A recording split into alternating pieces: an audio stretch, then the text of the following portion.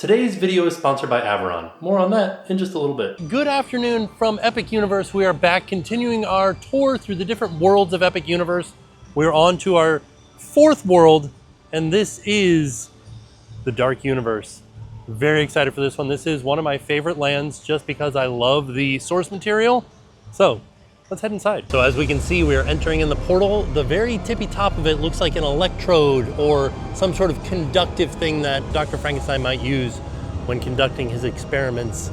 This purple orb is the official symbol of the Dark Universe. And you can see, "It's alive, it's alive," the famous phrase from the 1931 film Frankenstein.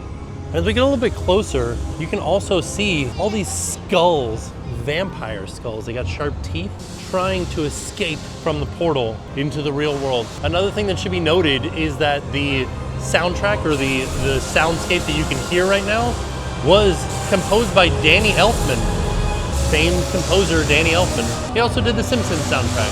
But as we pass through the portal, some purple cloud-like ooze coming through, as well as some lightning happening. And then we can see the same, I called it steampunk before, motif around the entrance of the portal. And this is the transition into the Dark Universe. This seems like we're heading into a very old building with some very old wood as we head into the town of Darkmoor. See, we're heading into a cemetery here. A couple of unmarked graves, or these are the backs of the tombstones. And the first thing we come to is the entrance to the Frankenstein catacombs. As we look in there, you can see danger, emerging undercroft, do not enter, by order of Dr. Henry Frankenstein, Baron of Darkmoor. And of course, Dr. Henry Frankenstein is Dr. Frankenstein from the 1931 film. And if you listen closely, I don't know if you guys will be able to hear this, but Igor is down there with the creature, or the monster, Frankenstein's monster, retrieving body parts, or they're on some sort of mission of retrieval down there. So as you continue your way around, you'll see on the right-hand side of the cemetery, there are a couple of photo ops where you can be inside of a coffin. And then over here, there is a grave that has been busted open. Hello, how are you? It's just, hello, white boy. These guys, see? Hey, how's it going? Oh, he's got a leg. Do you know what happened here? You'll have to ask the hounds about that one. Oh, okay. Of course, right here is where you will meet Igor. He's out here just making sure that everything's okay. Looking for something with a leg here. Not sure where he's headed to or what he's doing, but he is looking. He's counting maybe. And as we continue our way around, a lot of other gravestones in here. Igor told me to ask the hounds about this grave right here. So when we go back to Burning Blade Tavern, I'm going to ask them about it. There is also a shovel here, as well as some spears into the ground, as if they were trying to stop something from coming back out of the ground. Another thing to note here in the graveyard is this cloaked statue is in the opening scene of the 1931 Frankenstein film. As we turn a little bit further throughout the graveyard, this is a statue that is a reference to little Maria, the little girl that befriends Frankenstein's monster and ultimately gets thrown in the river and drowns. A very sad moment in the film, but she is memorialized here in the graveyard. Also wanted to point out that this does sort of look like a crossbow, and there is actually something I want to show you regarding crossbows here in just a second. As soon as we pass the Darkmoor sign that leads us through the city limits and into official Darkmoor. So the thing I wanted to point out with the crossbow is up here at the bell tower. That's what this is, the bell tower. If you hear the bell ringing, that means that monsters are about, so be sure to listen for the bell. There is a crossbow up there in this little crow's nest up here. And if you look over here, it seems that there was a bit of a battle between the hounds and a monster. So there was some monster up there on that balcony, and it was repeatedly shot at with a crossbow and then ultimately fell through the railings there and probably landed on the ground here in front of the shop. I came back out to the other side of the entrance to Darkmoor here to show you guys. There's a cage out front with a mole person in it. And the mole people, of course, were the people that lived under Darkmoor, and they're the ones that dug out the catacombs before the vampires overtook the catacombs. And you can see this is just a reminder to all the mole people that the vampires are the ones who are in charge here. So as we enter in through the gates of Darkmoor, we are going to start making our way counterclockwise around the land. So we will start over here on the right. So the first spot that we come to on the right is Das Steakhouse. which is the quick service location here. When we're looking back at the top of Das Steakhouse, I did also want to point out that the weather vane looks like the Demeter, which is the ship that brought Dracula over to the UK. And is actually an excerpt that started off the book Dracula. And of course, we're right next to the bell tower. So look out for the bell to toll when there are monsters in the area. And you can see, if you look up at the bell, it is physically moving in there. It's a cool little kinetic moment in Dark Universe. It should also be noted that there is a moment when electricity travels throughout the entirety of Darkmoor to power Frankenstein Manor. And you can hear it pulsing and the lights going off at the manor. And then our next thing is Das Steakhouse, the quick service location here in the park. Just a quick look at the menu here at Das Steakhouse. They do have burgers and sandwiches and wings and salads. So there is a lot to have here. This is just like a typical quick service meal. Our favorite vegan familiar stuffed cabbage. So the familiars are the people that are running Das Steakhouse. They are the people who are here to help the vampires. But before we head in, a word about today's sponsor. Today's video is sponsored by Averon. I know you're thinking, Tim, I thought you didn't like running. That was before I found out that there is a gamified treadmill that you can play games on. These guys make running fun. So there are a few things that I want to point out about this treadmill. The first thing is, it's only 4 inches off the ground. It's real easy to get up onto, not very high off the ground, and because it's so low, it makes it more stable. Also, a very spacious belt. Lots of room to run on. And it has what they call a cloud strike deck, which helps minimize impact while you're running. And the best part, in my opinion, is this 22-inch touchscreen that has all of your games. The one that I'm playing right now, I gotta catch up to my little avatar guy. I'm racing against the little computer man hit through a neighborhood. Oh, there's no stopping me now. I'm gonna get you, guy. Here I come. Look at him. You're falling behind. Because it's gamified, they made the controls super easy and intuitive. So you've got these paddles here to increase your speed, increase your incline, decrease your speed, decrease your incline. Or these quick start ones where you can do a walk, jog, or a run. And they've got a spot for your waters, and then maybe a device or like put a fan right there to cool you off. Also, they have different places that you can stream movies and TV shows too. They also have coached classes and guided workouts, but for me, I'm a big fan of this virtual run. Have you ever wanted to work out in an alpine meadow in France? Look at us. Look at this view. Holy macaroni.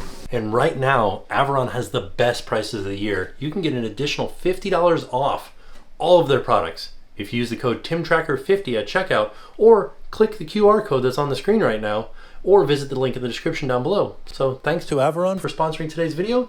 And now, back to the video. As soon as you walk in, it is cooler, it is darker, it is spookier in here. You can see on the walls there are various weaponries here, and all of the lights here in the entryway are helmets, probably of fallen soldiers that tried to defeat the vampires. It should be noted right now it is just mobile order, but there is a very long space over here for a line. And you can see some of this section is themed to almost like a mausoleum. This also has a feeling of being underground because you can see the grates in the ceiling have some root work coming through. And this is a little bit better look at the menu. And then of course, Das Steakhouse is named not as steak the food, but as steak the item that you would use to kill a vampire. We're over at the bar right now. It's a pretty cool little setup that they have for their taps. And one of the things that is the namesake of Das Steakhouse, of course, the steaks. They have fish on a steak, bird on a steak. So the fish on a steak is salmon. These are basically skewers, bird on a steak, which is chicken, and then bits and pieces, which is wild mushroom and brisket meatloaf on a steak. Or not on a steak. It says it's on a steak. I'm gonna order this. As we sit down to order lunch, I did want to point out that there are a couple of items here for the kids. I'm not gonna bring my kids into Dark Universe anytime soon. I think they're a little bit sensitive for this area, but if your kids are totally comfortable with it, there are chicken tender skewers as well as a meatloaf skewer. I do also want to mount a complaint that when we were staying at Helios, they told us that that was the only place in Epic Universe that you could order chicken tenders. So far, this is the second restaurant that we've done in these detailed tours where we found chicken tenders inside of the park. So, sorry about that little bit of misinformation, I'll try to do better. So the first thing that we got was Das Burger. This was $17.99. Seared Angus burger with tomato pepper chutney, white cheddar cheese, grilled onions, hot cherry peppers, bacon on a black bun with fries. There's also a Latin phrase on the little steaks that are holding the burger together. It says, "At our discretion alone." This is the bits and pieces for $19.99. Seared and glazed wild mushroom brisket meatloaf with charred green onion mashed potatoes, roasted baby carrots, acorn squash, and crispy maitake mushrooms. The last thing that we got was the Red Velvet Death for $6.99. This is a red velvet heart beet coffin cake with beet in quotes, as it is the vegetable beet, with chocolate crumbs and puffed rice maggots. This burger is pretty tasty. It's got a little bit of a spice to it, a little bit of a kick to it. And because it has very finely chopped onions, it almost tastes like you get like hints of Big Mac flavor in there. But I mean, I would eat this again. Bacon, a little bit of a spice, some cheese. It's not a bad burger. This bits and pieces was pretty good too. Whoa, it's all red now. But I like it. It's like a tangy, almost like a ketchup-based glaze on it. Very, very good. Like almost like a steak sauce. There's a fantastic flavor to it. Nice and juicy and moist. What do you say when it's like not chewy? It was cooked really well. You know how you can overcook a meatloaf and then it's dry? This was not overcooked. And that's interesting because it was grilled. So as we said, the familiars are the ones that are running Das Steakhouse, and they are under the vampire's control. And this one is their favorite one right here. And he has been lovingly named Greg. As we turn the corner into the main dining room, there is a portrait here. This is one of the creepiest portraits I've ever seen. It looks like the lighting on it is so amazing. It almost looks like the light is coming from here, but I think that it's just the way that it's painted. Oh no, there is light on it. But it really does accentuate the way that the painting is painted as well. And as we continue our way around, you can see that this is more mausoleum-themed stuff. There are stakes on the chandeliers, as well as skulls with some red candles on the top of them. The stakes making up the chandelier is really like peak theming for me. There are freestyle machines in here, and there's an exclusive Screaming Berry flavor inside of Das Steakhouse. Try Screaming Berry.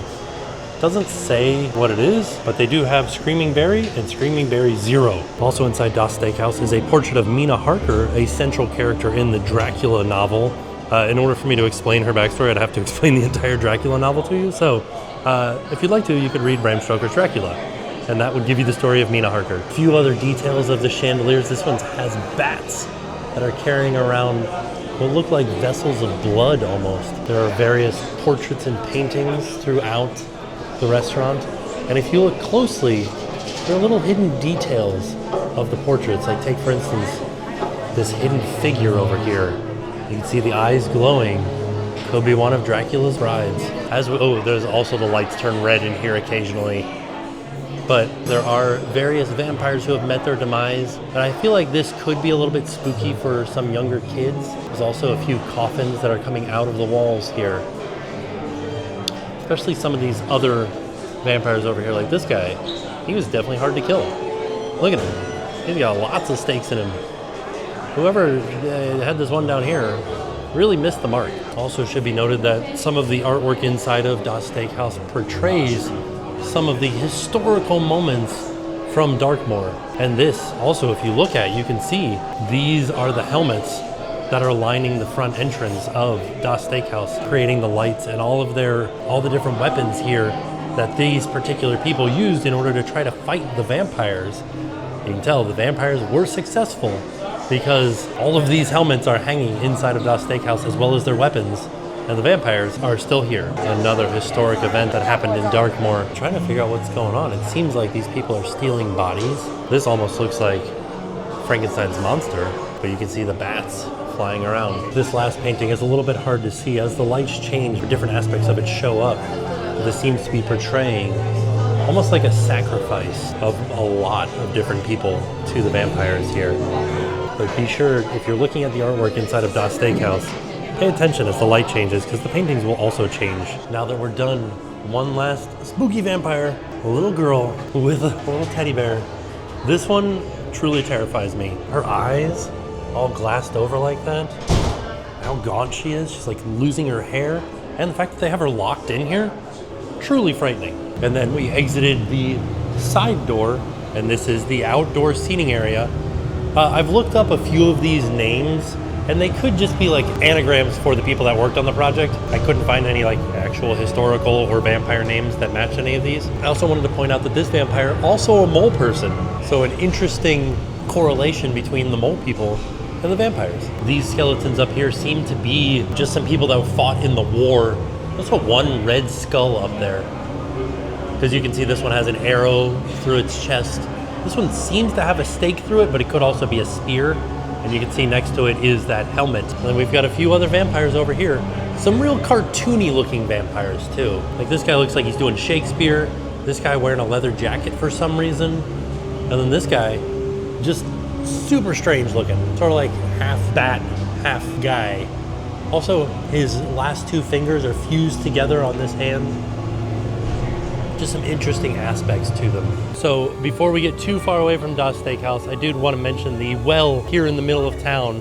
And if you're lucky enough to be here when the Storyteller is out playing the violin and telling the stories, she'll tell you the story of this well. And this well serves as a way to sacrifice humans on these spikes and let their blood drain down to those that are living in the catacombs beneath Darkmoor. And if you look, there is some Latin on the outside of the well. And this says, "I will never forget that you exist only by our will."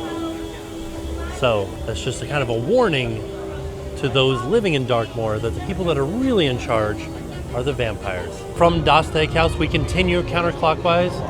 We can see over here the Invisible Man right there. This is his meet and greet location. I do feel like you have to know some of the classic monster movies a little bit to know where the meet and greet locations are. So the Lion's Head Pub, in reference to the Lion's Head Pub, at the beginning of the Invisible Man. Right next to the Invisible Man, you've got Dr. Jekyll Apotheker, but also it's crossed out and says Hyde. You can see the sign is kind of broken. And if you listen carefully, you'll be able to hear Dr. Jekyll transforming into Mr. Hyde and a conversation between them. My experience under the formula's grip is something, a nightmare where I was quite outside myself with another thing staring back at me. Something more, if I could find a name for it. The man seemed hardly human. Do I attempt it again? Yes, of course I do.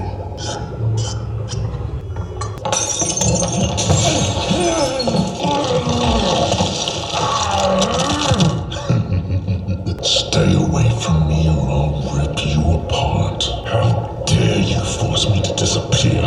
I'm twice the man you are, aren't I? Last night was a treat, wasn't it? You must not show yourself during the day, or in the company of my friends.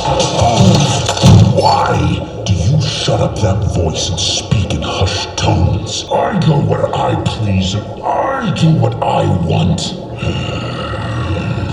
You should also pay attention to all the stuff they say from underneath the window, because they'll tell you to go to the Burning Blade Tavern and tell them that Dr. Jekyll sent you, and they will give you a secret menu drink that it comes in a test tube, and you can either order between Dr. Jekyll or Mr. Hyde.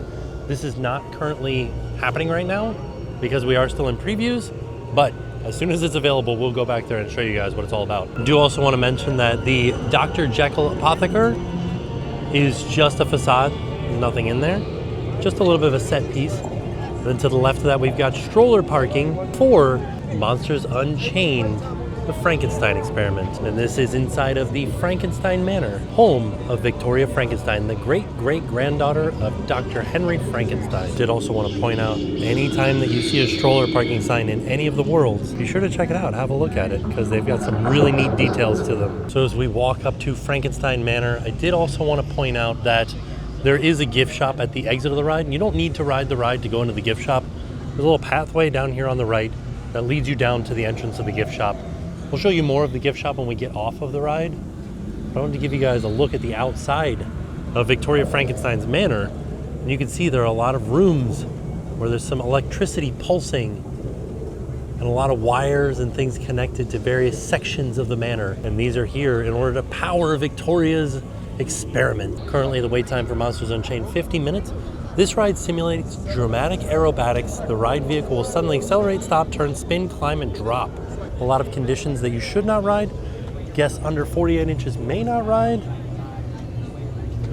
And then there are lockers available for you to stow any of the equipment that you have, they do recommend that you put it in a locker just to be safe. They do have test seats available out front so that you can test and see that you can fit. Right now you can see there is the red light, and I'll bring down the harness so that you can kind of get an idea of the size. Right there, it just turned green. I'll also sit in it and so you guys can see how I fit into it. As far as being somebody who is 6'2", 220 pounds. So let's see here. Right there, it turned green. So you can see there is a little bit of space over top of my thighs here and down in front of me. So it doesn't quite hold you at your waist. It does hold you down here on your legs. So that's where the majority of the space is taken up, is your legs. Right there.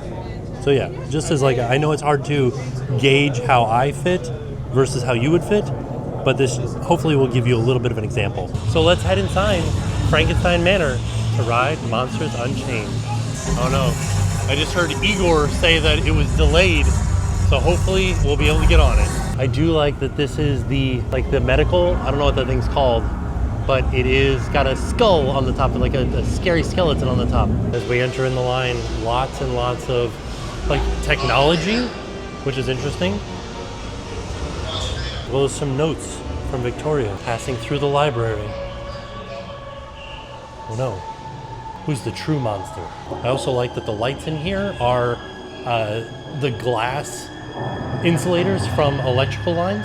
Now we are inside of the fireplace room. We've got lots of high voltage components, fun for science, human organs for transport. There's Victoria's family tree. I also really like the ceiling portrait up here. Also the portrait over top of the fireplace. The original Dr. Henry and Elizabeth from the 1931 film. Burning the newspaper here, Shadows over Darkmoor. There's a whole stack of newspapers. She didn't want Darkmoor to find out about something. Castle activity renews fears of Frankenstein's troubled history. This, I think, is one of the coolest aspects of the queue. And this is Henry Frankenstein's monster that she has preserved, and showing off what Henry did to make the monster. And then the rest of it's all kinds of different anatomy posters and ways to make the monster come to life. Full muscular system here that she has dissected to show off the bones inside. The tile, of course, all broken from electricity or maybe a lightning strike. And then the statues in the vestibule here, very reminiscent of Frankenstein's monster, as well as this spooky portrait going up, leading up to Dr. Henry here at the top. And then across the way is Victoria over there. And this picture is reminiscent of Colin Clive, the one who played Dr. Henry in the 1931 film. And then we get to some of Victoria's efforts to try to capture some monsters. Of course, we got Hunchback up there, Phantom down here, Wolfman, mummies, Creature, the brides, and then Dracula up at the top. Very hard to see, but there is a photo of Dracula. And this is footage of them hunting for the various monsters that they have already captured. As well as some experiments that they've done with weapons that they've made in order to capture various monsters. Oh, this is the ride vehicle. And we head into here where we're starting to see some clues that she has captured Dracula, as there is a vampire bat here.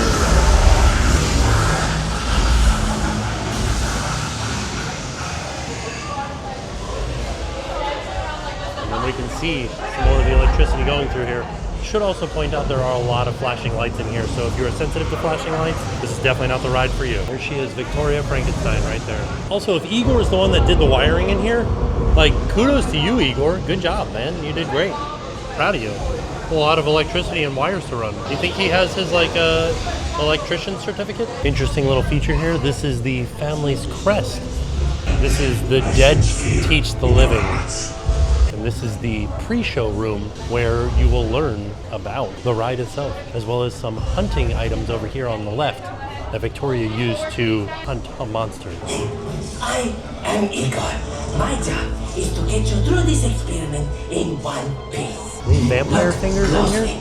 This is a catacombs navigation unit. Victoria's outfit. All you little labyrinth in your And little her weapons. lab friends get the right one. Use it, Igor steals, nothing goes wrong. Igor, you're bothering my guests. Send them in. I'm ready for them. Yes, doctor. The doctor will see you now. Another thing that I wanted to point out is hanging and being lit up above the spot where we're standing is the table from the original Frankenstein movie. Together, we will finish what my great-grandfather started. They called Henry a monster. But you will see. There's nothing to fear. Show them. At once, doctor. Lower the lights, quickly. Now, these people are friends. He is amazing. Better than the original. He is the key to our most exciting experiment. The Dracula experiment is the last piece of the puzzle. And with your help, the world will never see the name Frankenstein the same again. Open the doors!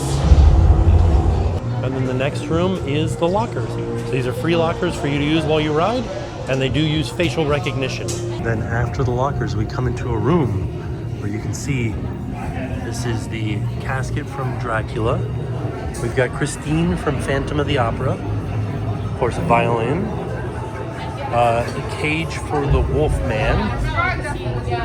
And then a sarcophagus for the mummy. They got some stakes over there too for Dracula. Some paperwork here for the mummy. Also, another shout out to Igor. The size of these chains. The man has to be like a bodybuilder or something. What's going on here? How did he do this? I like this. They use these little like wooden mannequins. Prosthetic limbs must be secured to prevent hazards or loss due to ride forces. Please see a lab tech for further information. Also, please help us increase lab efficiency by keeping up with the group ahead of you. The vehicle seats 4 volunteers. When instructed, quickly move to the furthest possible seat. Remain seated with your head firmly against the headrest and hold tight. Did also want to point out that there is a child swap room right here, as well as another chest seat before you head onto the ride. And we're heading into the catacombs now, so we're starting to see some skeletons. We're headed into the load platform. So this will be the last that we will have the camera out. As we exit the ride, I wanted to show you guys the family room. It's just like some nice seating areas in here. There's trash cans and things. Just a nice spot to sit with your family while somebody else rides the ride, if you're not interested in riding the ride. There's also a couple of water fountains and a water bottle filler in here. And then after the ride, we do exit into the gift shop. And I did want to point out there will be a on-ride photo for this ride. We just don't know where it is yet. And this will be the gift shop that you go to get all of your monster-themed memorabilia that you could ever ask for, including a Burning Blade Tavern wallet. Also, a sweatshirt. I don't know that I've seen the sweatshirt before. And you can also get these items that you can dress up like your favorite monster. I did also want to say that on this ride through, I was able to confirm that there are Halloween Horror Nights references on the ride. When you dive down to look at the creature from the Black Lagoon, look up. The one that I saw for sure was Chance, but I think there's Chance and Jack there, and maybe Fear. So just keep your eyes open during that section of the ride. They also have some really interesting hats in here, like this werewolf one. It's a lot harder and heavier than I thought it would be, but still cool. Also some like, not quite action figures, but figures of Dracula, monster. There's a Wolfman one down here.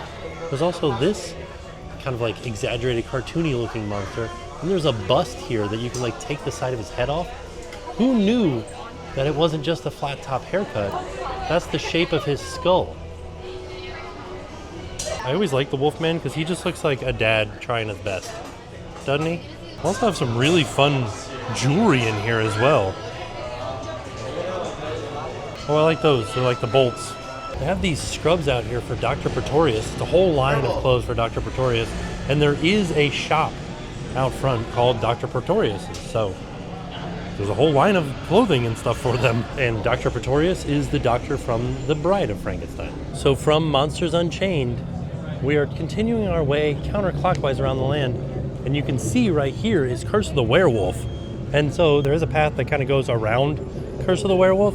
And you can go either to the right or to the left. You can see Burning Blade off in the distance. It's a little bit closer to get to Burning Blade if you go to the right. So we are continuing our way around Victoria Frankenstein's Manor. The next space that we come to is a little snack hut here.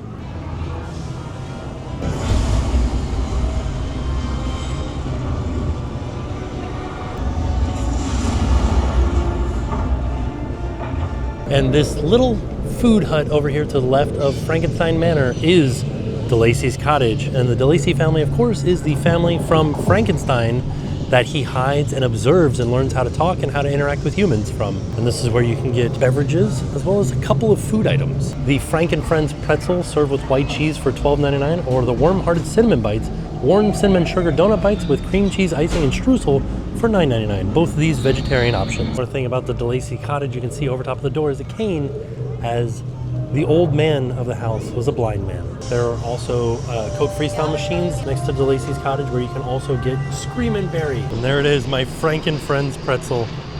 It's amazing. I love it. It kind of reminds me of a Shrexel, but I like this one better. But that was probably the worst pretzel I've ever had in my life. The Frankenfriends one. Super dry, super like tough to eat. The like mustard and the cheese were pretty good, but it was like, I feel like if you had a fresh one, it might be good, but that one was not good. And then as we turn to the left of Delacy's cottage, this is where we come across Burning Blade Tavern. And this is actually a windmill that will catch on fire about every 15 minutes. And if you want to, you can listen to the background music where you will hear cues as to when that will happen, when it will burst into flames. So right now there is some background music happening and the Burning Blade Tavern is getting ready to light up.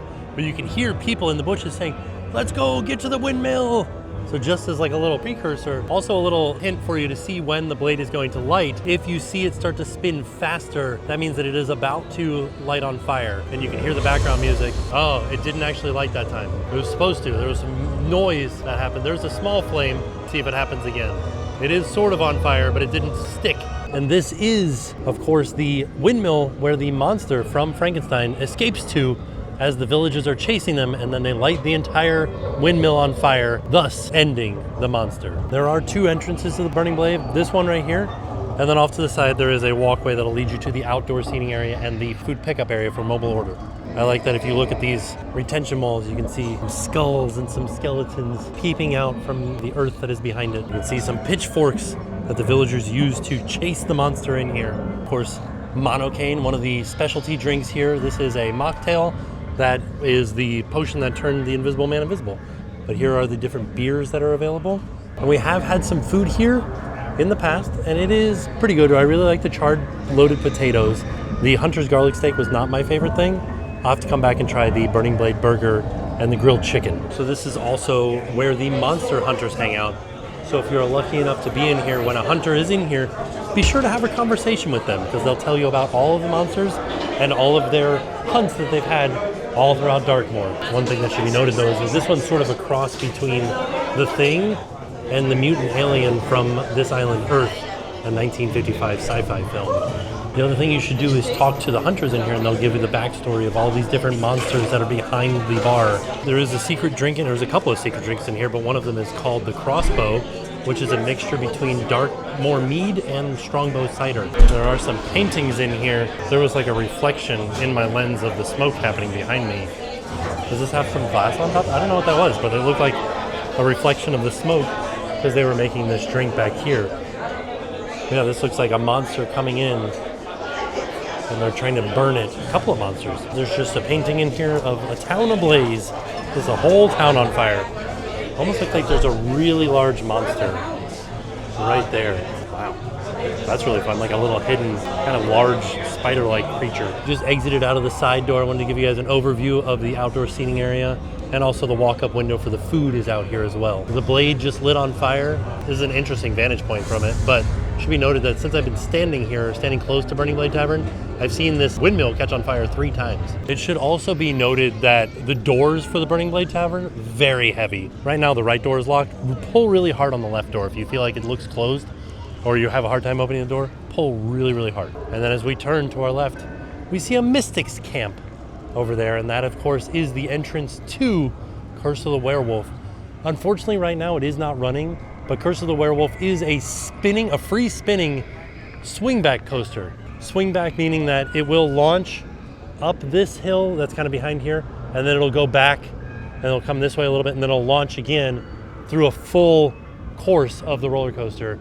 But don't be afraid if you do start to go up a hill and then come back down the hill again, because that is how that is exactly what's supposed to happen on the ride. So the coaster also does pass through this cottage a couple of times, and when you're going through this cottage, be sure to look up because you will see a werewolf in there. Also, keep your eyes peeled. I know this is hard because you're on a roller coaster, but keep your eyes peeled for a red puffy jacket inside of this hut here, inside of this cottage. And that is a reference to American Werewolf in London. You can see this area right here is a entrance to the backstage area, but I did want to also point out that right next to the Mystic Camp, they've got this symbol for the werewolf painted everywhere, as well as some stars representing the Mystic Camp. So unfortunately right now, Curse of the Werewolf is on a delay. This high-speed roller coaster includes sudden and dramatic acceleration, climbing, tilting, dropping, spinning, and backwards motion. So if that is not for you, don't ride this ride. Also, the height requirement is 48 inches, but guests under 40 may not ride, but children between 40 and 48 must be accompanied by a supervising companion who is over 48 inches. And a supervising companion is defined as somebody who is over 14 years of age. But a little fun fact is, if you are over 40 inches and you're over the age of 14, you can ride without a supervising companion. So that's like a little neat little tidbit as far as the height goes. They do have a test seat available over here. Right now it is not currently operating, but this is the test seat so that you can come over and so that you can check and see how you fit on the ride. And on this cart is a portrait of the actress who originally played Maliva, the Mystic. Also wanted to point out that there is express, single rider, and the regular attraction entrance. And there's a sign out front that asks, "Are you cursed? Ask Maliva." There she is. She is the wolf seer for the Guild of Mystics. She'll let you know if you've been cursed by the werewolf.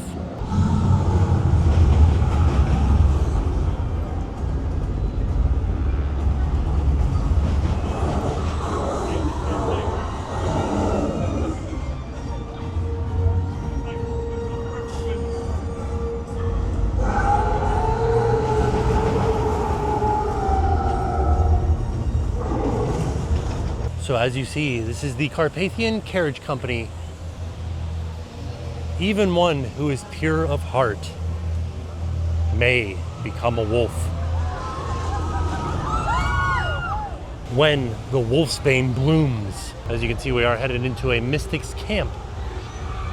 And the moon is full and bright. We have another warning sign.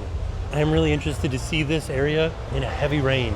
And you can see, because we're here for the carriage company, these walls were made up of various carriages. You see the mystics on the wall, a mystic table here, doing tarot readings. And then if we turn and we look, you can see a werewolf right there painted on this wall. There's also another test seat over here in the express line. Also, if you look up, you can see there is a full moon out right now. So if you are cursed, you will be turning into a werewolf. And then directly across from Curse of the Werewolf is the Guild of Mystics, and this is a gift shop where you can get all kinds of mystics and werewolf merch. You too could dress like a werewolf, have werewolf ears, and have werewolf shorts, and a werewolf head. I like the little kid shirts too. There is a service animal relief spot over here to the right, which if we look back, this is Curse of the Werewolf and the Guild of the Mystics.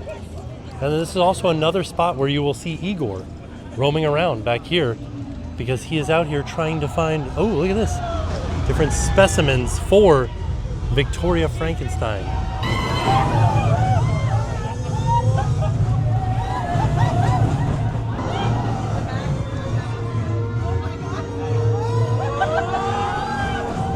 As we come out of the area, so Curse of the Werewolf is kind of the centerpiece of this circular area right here. You can see this is Frankenstein Manor, or Monsters Unchained, and we made our way around this area here. Now we're back in the main area, and I wanted to point out that over here is the bathrooms. These are the best bathrooms in the park. The toileting right here.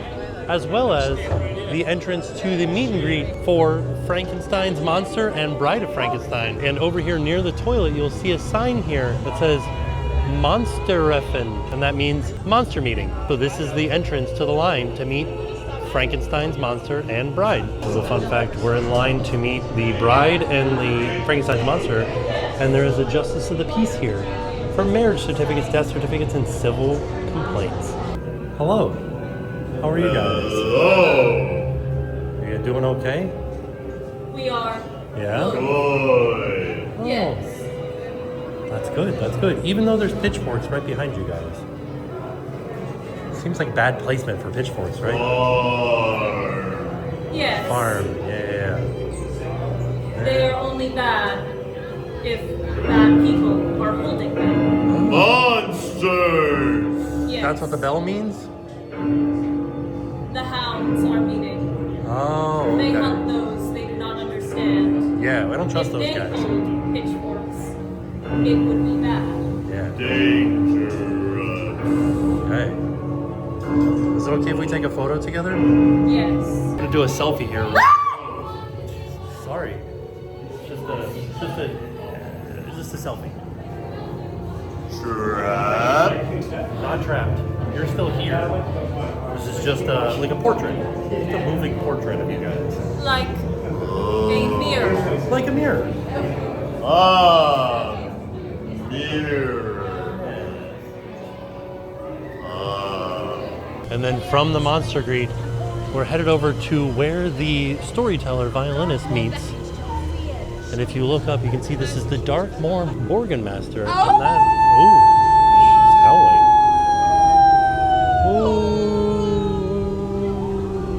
Ooh. Tell you the tale. And this is a reference to the mayor of the town that, she's telling me the tale of the Wolfman. He sleeps by night, may become a wolf when the wolfsbane brews, and the moon is full and bright. Well, they say everything strange becomes normal over time, and what is normal becomes strange. Now Talbot was normal once, before he came here to Darkmoor, all the way from America. On his very first day, visited Conliff's antique shop, where he was captivated by a lovely young shopkeeper named Gwen. Gwen showed Talbot a beautiful cane with a silver handle in the shape of a wolf's head. It looks like this. Now Talbot bought the cane because he wanted to impress Gwen, and he begged her to go for a stroll with him that evening. Now Gwen said, oh, she couldn't possibly go for a stroll alone with him. That wouldn't be acceptable. And so Gwen's friend Jenny came along. Talbot, Gwen, and Jenny wandered off into the moonlit woods, and the moon was bright that night. From the heart of the forest, they heard a haunting melody.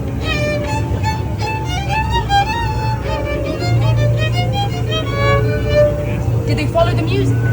Yeah. They did. And they found a lonely wagon camp where they met a palm reader who offered to read their fortunes. Now, Talbot insisted Jenny sit with the fortune teller first, so that he might walk alone with his shopkeeper. Now, as Talbot and Gwen wandered alone into the forest, the mystic gazed at Jenny's open palm. The mark of the wolf, he cried, run from here and never come back. Jenny ran to find her friends, but she was lost. Suddenly, from the heart of the forest, Talbot and Gwen heard a scream. Talbot and Gwen ran to find a wild wolf attacking Jenny. Then the wolf lunged at Talbot and sank its fangs into Talbot's chest. Talbot struck the beast with his cane. Again.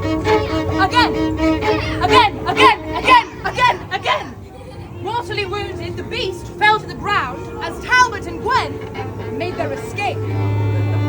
The next morning, 2 dead bodies were found, but neither was a wolf. One was Jenny. Sorry, Jenny. And the other was the fortune teller, who had been struck on the head by a cane. Talbot's cane. Now the people from the camp turned to him suspiciously. Well, it wasn't me, cried Talbot. It was a wolf, he said. He bit me too, here in the chest. Talbot tore open his shirt to show them, but there was nothing there. No wound, no scar. Suddenly, an old woman approached.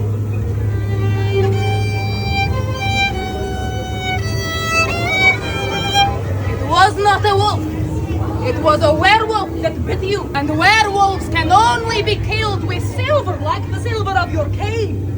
The beast that you killed last night, this was my son. Now, you too will turn into the wolf. When the moon is full, you will become the beast and you will kill.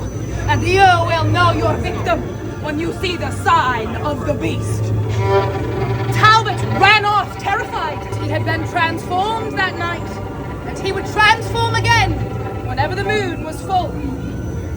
Repeat, even one who is pure of heart, Even one who is pure of heart and soundly sleeps by night, and soundly sleeps by night may become a wolf when the wolfsbane blooms, may become a wolf when the wolfsbane blooms. and the moon is full and bright. And the moon is full and bright.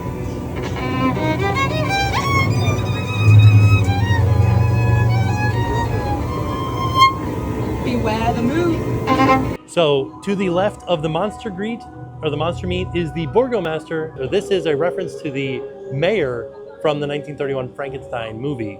Another fun fact about this area, so if you look down here, 428, this is the cornerstone of Darkmoor, or this would be the first block that was laid at Darkmoor. And this is the year that Darkmoor was founded, 428, but also 428 is the birthday of Carl Laemmle Jr. Carl Laemmle Jr. is the son of Carl Laemmle, who is the founder of Universal Pictures. Carl Laemmle Sr. produced Phantom of the Opera, Hunchback of Notre Dame, Dr. Jekyll and Mr. Hyde. But then, when Carl Laemmle Jr. took over and was the head of production for Universal Studios from 1928 through 1936, he produced films like Dracula, The Mummy, Invisible Man, Frankenstein, and Bride of Frankenstein. And then speaking of the Bride of Frankenstein, from the Burgomaster, we turn to the left, and we come to Dr. Pretorius' scientific oddities, purveyors of antiques and other weaknesses. Dr. Pretorius is the doctor from the Bride of Frankenstein movie. Another little fun fact about the Dr. Pretorius sign here, if you look on the bottom, looks like Bride of Frankenstein's hair. And in here you will find every type of merchandise you can imagine for the Dark Universe and for Universal Classic Monsters. And another little fun fact about this area is that there's a shelf over here with a beating heart. There you can see the heartbeat right there on this little meter. But then there's these little specimens here. And you can see specimen grows lighter outside of containment. But this one also says specimen escaped. So we have to look around the store for these specimens. And we can see one of them right there. Let's see if we can find the other one. There it is up there. And they've got some skulls over top of the cash wrap here. That is the original Frankenstein monster right here. And then the new Frankenstein monster over here, as well as a little statue of a dog right there. And that is Dr. Pretorius' dog. And there he is, the man himself, Dr. Pretorius, over top of the coffin. Also in here, a jar of rats. Could be a reference to the rat lady from Halloween Horror Nights. Could be a reference to the tribute stores. When we were out at the last tribute store for Mardi Gras, there were definitely a lot of rats in there. And then as we turn from Dr. Pretorius's, is the Darkmoor Tattoo Parlor, which is right next to the Monster Makeup Experience.